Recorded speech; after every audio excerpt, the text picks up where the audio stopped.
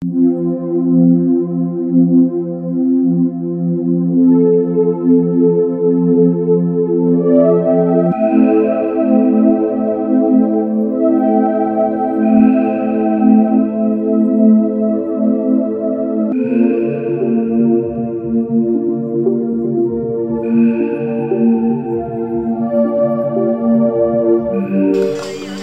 adalah salah satu penyiar Radio Mega Suara Kuningan.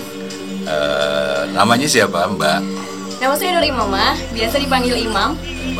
Imam ini siaran biasanya jam berapa aja, Mam? Biasa setiap hari, yaitu dari jam 6 sampai jam 9, bawain program Kuningan Update. Acara apa tuh Kuningan Update? Jadi kita ngasih informasi kabar berita dari kawasan Kuningan dan juga sekitarnya. Kadang juga ngasih berita dari Cirebon, Majalengka, sama Brebes. Yang lagi tren di akhir tahun 2021 ini apa nih berita-beritanya? UMR dan UMK yang pada naiknya cuma sedikit banget. Contohnya di mana? Cuma 20.000. Cuma 20.000. Cuma 20.000. Padahal mintanya 200.000, tapi di ACC-nya ketika rapat sama Dewan dan yang lainnya katanya cuma 20.000. 20.000. Oke, selain masalah UMP, UMR, yang lagi booming adalah cuaca. Oke. Dimana Kuningan, Cirebon, Majalengka mungkin hampir Jawa Barat ya, dan hampir Indonesia cuacanya sekarang lagi hujan terus, dan hujannya udah termasuk kategorinya intensitasnya juga itu udah padat banget. Nah, berbicara ini kan lagi musim hujan ya, Mam ya. Imam kan salah satu hobi yang sering di ini yaitu naik gunung. Ini tergabung dalam Mapala atau apa itu namanya, komunitas naik gunung apa? Kebetulan Imam sendiri waktu di kampus dulu, waktu kuliah ikut Mapala, namanya Mapala Green. Itu dari Fakultas Keguruan dan Ilmu Pendidikan Universitas Kuningan. Sampai sekarang masih berkegiatan di alam, masih naik gunung, masih kegiatan outdoor juga. Yang sekarang Mapala apa?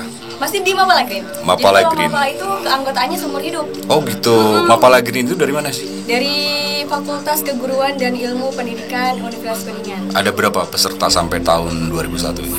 Sampai 2021 ini karena baru ya, kalau Mapala Green sendiri itu baru ada sekitar 42 orang anggota. Kegiatannya apa aja?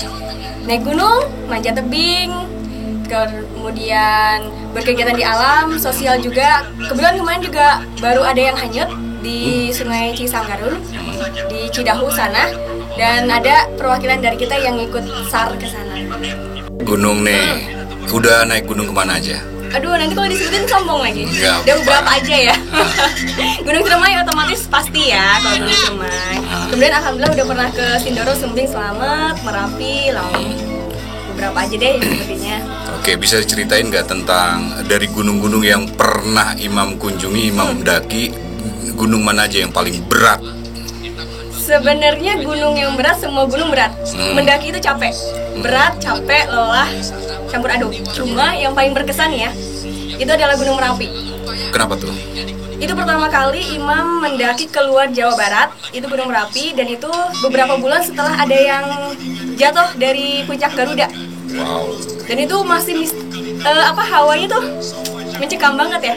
Alhamdulillah, tapi setiap naik gunung alhamdulillah cerah terus sih. Cuma pas Merapi itu dia beda sama gunung-gunung yang lain di puncaknya. Kecil banget.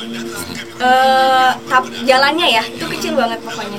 Terus kita naik tuh pasir, kalau enggak lewat bebatuan. Sebentar. Ya, masih kental banget. Pokoknya kita tuh cuma 4 jam ke puncak tuh.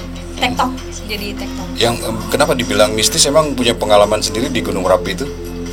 Enggak, dengar cerita dari teman-teman. Tapi Imam belum pernah ya? Alhamdulillah, setiap naik gunung tidak pernah disasarin, alhamdulillah gitu ya. Aman lah perjalanan. Tapi punya nggak pengalaman mistis yang pada saat naik gunung gimana gitu? Ada. Daerah mana tuh? Ciremai. Itu gimana ceritanya? Itu pertama kali banget kita ngelakuin ekspedisi perempuan, cuma bertiga, semuanya perempuan. Kemudian rencana, kan kita udah bikin ROP nih, rencana perjalanan ngecamp tuh di Pasanggerahan. Cuma karena waktunya dan juga karena beban kita berat juga, jam 5 tuh nyampe ke Asoy. Nah itu adalah pos ke-5 dari basecamp Palutungan. Kebetulan di pos Asoy itu udah penuh, nggak ada shelter buat kita bikin tenda. Nah jadi kita naik sedikit, di atas tuh ada tuh di pinggir trek pendakian itu ada satu shelter dan kita bikin tenda di situ. Kita bikin tenda udah sampai maghrib lah. Maghrib selesai itu kita biasa makan, masak, istirahat. Terus kita mau jam 10-an udah mau tidur, kita tidur. Terus ada temen nih, kita kan sebelum tidur kita cerita-cerita dulu. Temen tuh ada yang ngomongnya agak sedikit sombral. Kebetulan itu kan malam Sabtu. Nah si temen bilang gini, biasa kan malam Minggu katanya mau pada ini, apa namanya, malam mingguan sama Mbak Kun. Imam stop deh, jangan dilanjutin gitu ya. Terus di stop. Dah, biasa tuh, masih biasa, suasana masih biasa. Pas mau tidur, kebetulan lapar, keluar tenda, duduk di pinggir gitu ya, di depan tenda, di pinggir jalur trek. Di situ kita masak mie.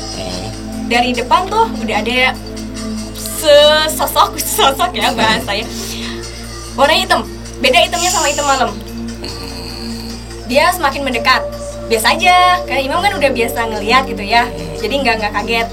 Yang bikin Imam kaget sampai Imam loncat adalah ketika dia mendekat, terus dia bersuara kenceng banget.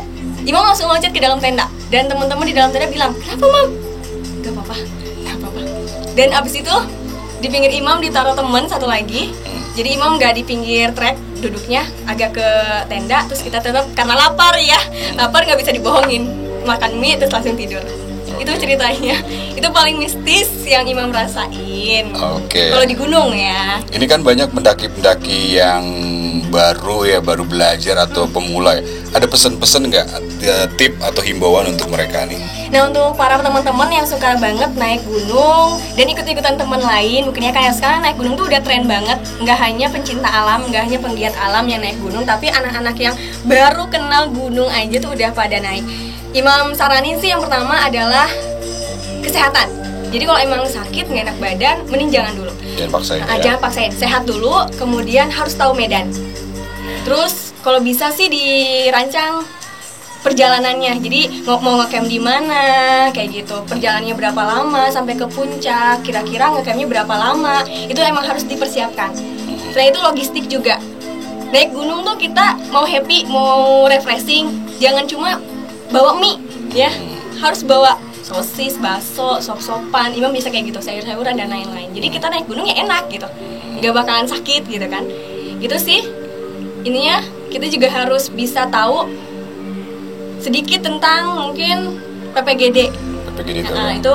Jadi penanganan pertama gawat darurat, mungkin aja ada yang keseleo dan lain-lain, jadi kita bisa nolongin. Ada yang pingsan atau ada yang hipo, kita bisa tahu gimana nih pertama kita nolong gitu, supaya nanti tidak ada hal yang tidak diinginkan. Itu sih yang tipsnya buat teman-teman. Jadi jangan asal naik aja.